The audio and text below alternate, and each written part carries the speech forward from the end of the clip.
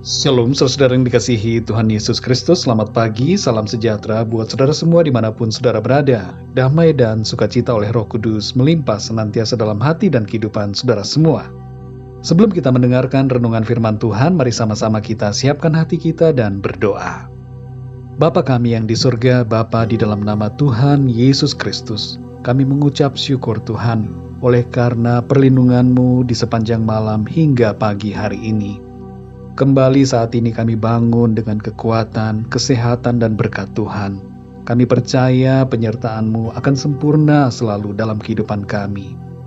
Saat ini ya Tuhan, kami mau mendengarkan kebenaran firman-Mu. Berbicaralah kepada setiap kami masing-masing. Jamah hati kami dan berikan kami pengertian untuk kami dapat memahami akan firman-Mu. Terima kasih Tuhan, dalam nama Tuhan Yesus kami berdoa. Haleluya, amin. Saudara yang dikasihi Tuhan, ayat renungan kita pada saat ini terdapat di dalam Injil Lukas pasal 22 ayat yang ke-42. Tertulis demikian. Ya Bapakku, jikalau engkau mau, ambillah cawan ini daripadaku, tetapi bukanlah kehendakku, melainkan kehendak-Mu-lah yang terjadi.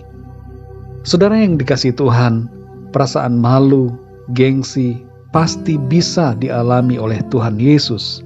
Karena dalam keadaannya sebagai manusia, ia dapat turut merasakan apa yang kita rasakan. Dan ia harus mengalami penderitaan yang begitu hebat. Tahap terakhir dari karya penebusan Allah di dalam Kristus merupakan masa yang tersulit dan terberat. Karena ia harus menanggung hinaan, cacian, dipermalukan, direndahkan, hingga disalibkan seperti seorang penjahat. Namun saudara yang dikasihi Tuhan, sejak awal Allah telah menunjukkan jati dirinya sebagai pribadi yang rendah hati dan tidak gengsi. Ia datang dalam keadaan rendah dan hina, lahir di sebuah kandang binatang. Betapa Allah yang mulia itu rela membuat dirinya menjadi serendah-rendahnya demi untuk kita semua manusia. Kita belajar mengenai sikap yang sangat berharga dari pribadi Allah sendiri.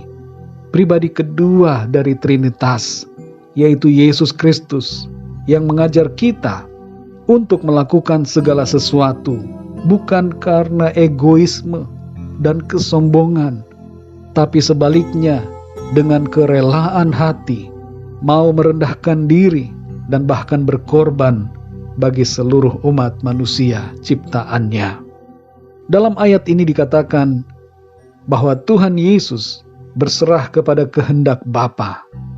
Sebenarnya, ia pun bisa mengubah rencana yang semula agar tidak dipermalukan, tidak dihinakan. Tapi sikap itu tidak diambil oleh Tuhan Yesus. Ia memilih melepaskan kemuliaannya secara total dan taat kepada kehendak Bapa.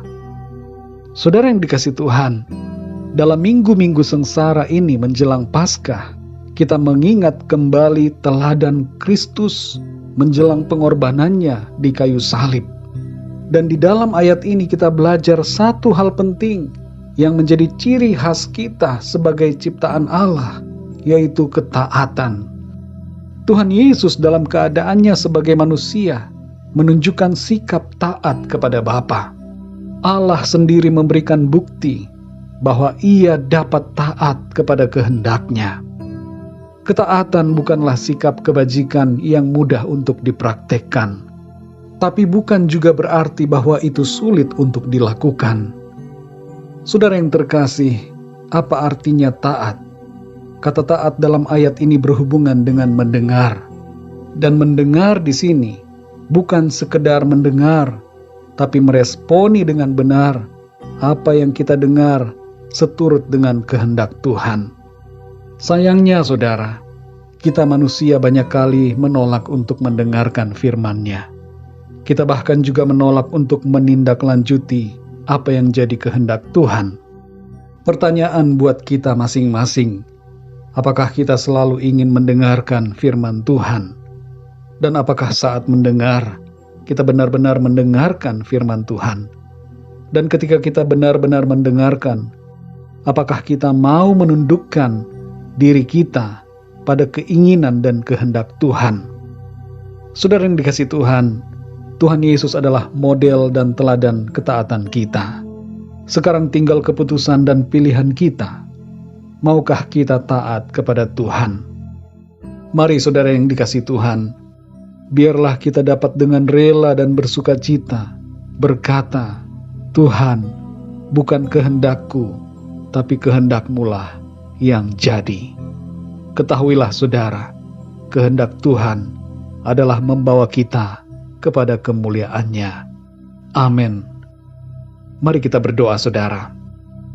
Bapa kami yang di surga, Bapa di dalam nama Tuhan Yesus Kristus, kami mengucap syukur untuk firman-Mu Tuhan, yang mengajarkan kepada kami tentang ketaatan kepadamu.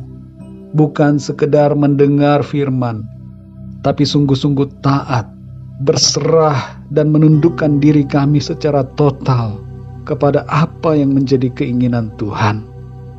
Kami bersyukur ya Tuhan, untuk teladan yang Tuhan sudah tunjukkan kepada kami.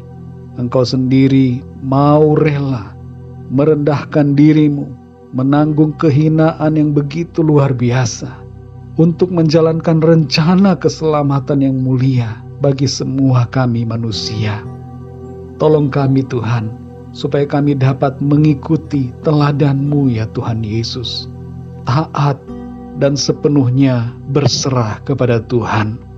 Kami percaya kehendak-Mu Tuhan adalah yang terbaik, dan kehendak-Mu membawa kami kepada kemuliaan.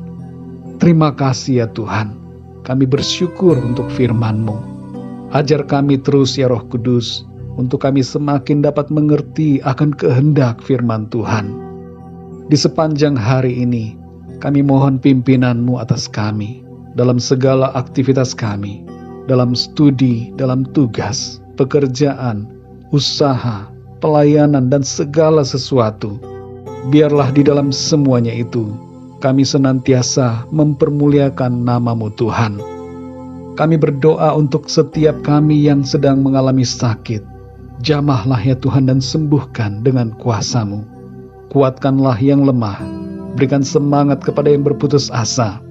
Lepaskanlah yang terikat dan terbelenggu dosa dan kuasa kegelapan. Dan berikanlah jalan keluar, pertolongan-Mu yang ajaib bagi setiap kami yang sedang mengalami masalah dan pergumulan dalam hidup. Terima kasih ya Tuhan. Kami percaya berkat kasih karunia dan damai sejahtera dari Tuhan melimpah dalam hidup kami. Terpujilah nama-Mu ya Bapa, dalam nama Tuhan Yesus Kristus, Tuhan dan Juru Selamat kami berdoa dan mengucap syukur. Haleluya. Amin. Puji Tuhan, saudara yang dikasihi Tuhan, saya percaya firman Tuhan menjadi berkat dan kekuatan buat saudara semua, dan Roh Kudus akan menolong saudara untuk lebih lagi memahami kebenaran firman Tuhan. Tuhan Yesus memberkati saudara semua. Sampai jumpa dalam renungan yang berikutnya. Haleluya.